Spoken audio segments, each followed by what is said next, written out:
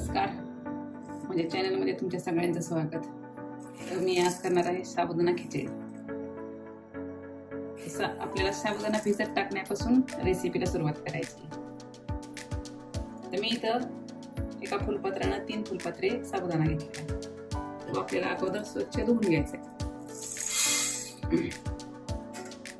साबुदाणा धुताना असा चाळणीवर धुवायचा, म्हणजे त्याचं स्टार्च खाली जातं.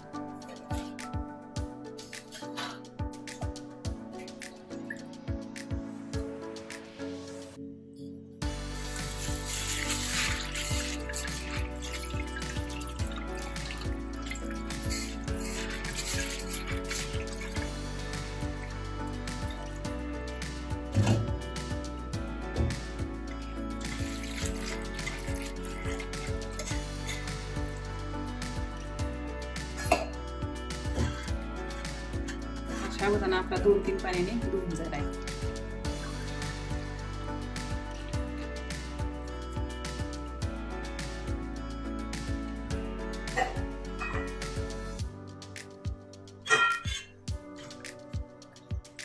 या पात्र्यात आपल्याला साबुदाणा भिजत टाकायचा.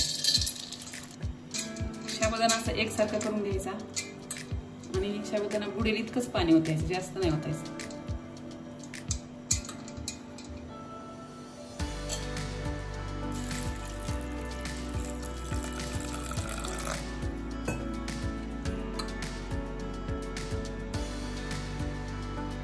साबुदाण्याच्या लेवलला पण पाणी ठेवलेले. आता साबुदाणा आपल्याला 4-5 तास चांगला भिजून द्यायचा. याच्यावरती झाकण ठेवायचं आणि भिजून द्यायचं. 4-5 तासानंतर आपला साबुदाणा मस्त असा भिजलाय, एकदम सुट्टा सुट्टा झालाय. आता हा आपल्याला सगळा मोकळा करून घ्यायचा आणि त्याची खिचडी बनवायची. आता आपण खिचडीला सुरुवात करू. मी इथं हे एक बटाटा घेतलाय मोठा, साल काढून बारीक चिरून घेतलाय आणि 2-3 पाण्याने धुवून घेतलाय. हे एका प्लेटमध्ये अगोदर काढून घ्यायचं.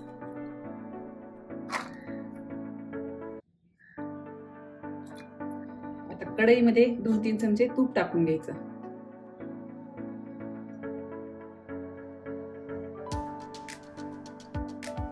आता 2 चमचे टाकू आपण, नंतर थोडंसं टाकायचं. आणि हे बटाटे त्यामध्ये अगोदर थोडे वाफवून घ्यायचे.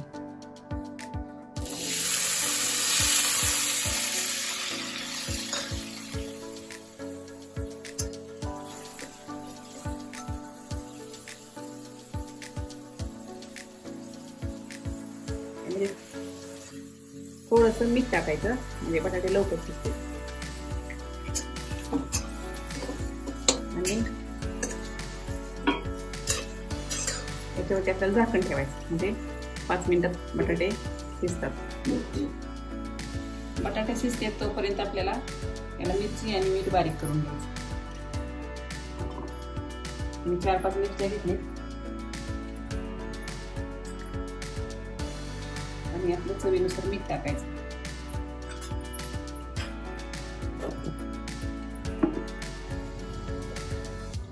मिरची आणि मीठ वाटून झाले. आता आपल्याला यामध्ये थोडे शेंगदाणे वाटायचे. मग शेंगदाणे यामध्ये वाटल्याने काय होतं, मिरची आणि मीठ मिक्सरच्या भांड्याला अजिबात चिटकून राहत नाही. शेंगदाणे आपले थोडे आबडधोबड वाटायचे.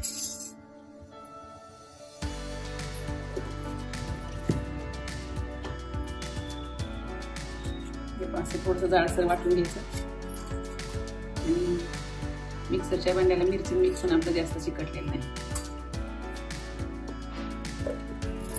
आता साबुदाणा, भिजलेला साबुदाणा मी ह्या डब्याने मोजून घेतलाय. तर हा साबुदाणा 4 डबे उरलेले आहेत. तर आपल्याला 1 डबा शेंगदाण्याचं कूट घालायचं.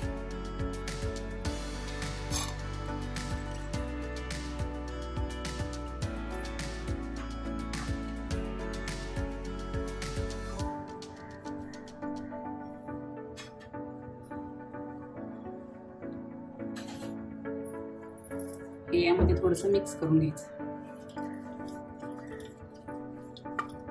आता आपण बटाटे शिजले का बघू.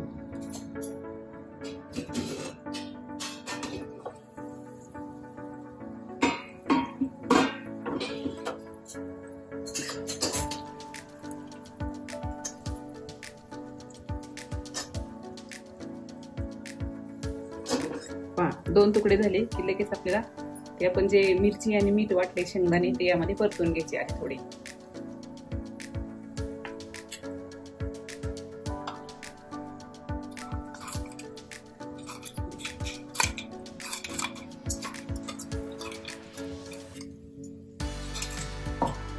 हिरवी मिरची यामध्ये भाजल्यामुळे काय होतं, मिरचीचा कच्चेपणा थोडा कमी होतो.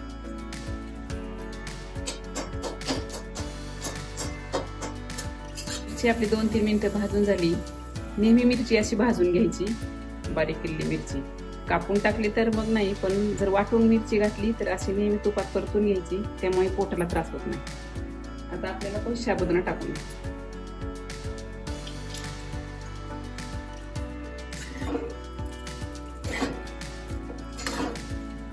आता हे व्यवस्थित मिक्स झाले. आपल्याला अजून 1 चमचा तूप टाकायचं आणि चांगलं मिक्स करून झाकण ठेवायचं.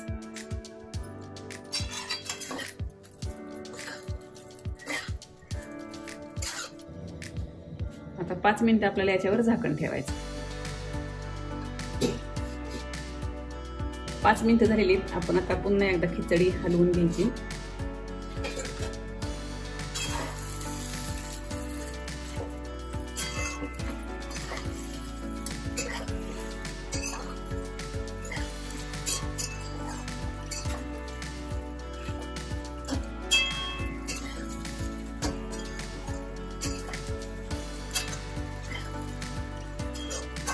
आणखी थोडा वेळ 5 मिनिटं आपल्याला ठेवायचं झाकून.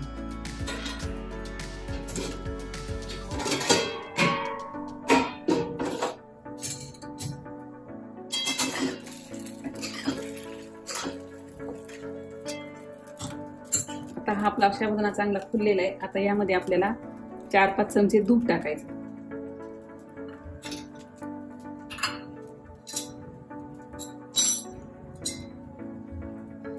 दुधामुळे खिचडी आणखी मऊ होते आणि मोकळी होते.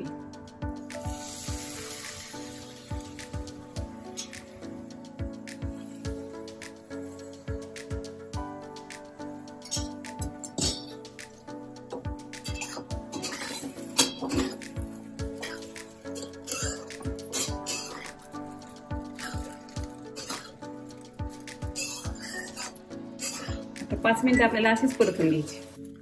आपली खिचडी आता तयार झाली. एकदम मोकळी झालेली. आपल्याला एका बाउलमध्ये काढून घ्यायची.